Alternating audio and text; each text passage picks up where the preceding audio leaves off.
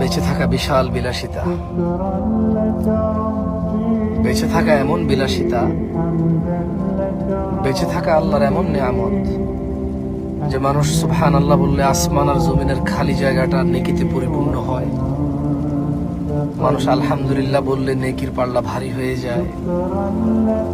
বেঁচে থেকে মানুষ আল্লাহুম্মা সাল্লি আলা মুহাম্মাদ দুরূদ পড়লে 10টা নেকি হয়, 10টা গুনাহ ক্ষমা হয়, মর্যাদা বৃদ্ধি হয়,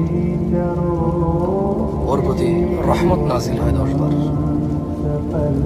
বেঁচে থাকলে ফজরের 2 রাকাত সুন্নত আদায় করলে দুনিয়াতে যা আছে এর চেয়ে বেশি কিছু পাওয়া যায়। বেঁচে থাকলে ফজরে 2, জোহরে 6, মাগরিবে 2, ইশায় 2, মোট 12 রাকাত সুন্নতে মুআক্কাদা পড়লে আল্লাহ সুবহানাহু ওয়া তাআলা জান্নাতে ঘর তৈরি করবে। যে ব্যক্তি প্রতিদিন 12 রাকাত সুন্নত আদায় করবে তার জন্য আল্লাহ একটা করে ঘর নির্মাণ করবে। সুবহানাল্লাহ।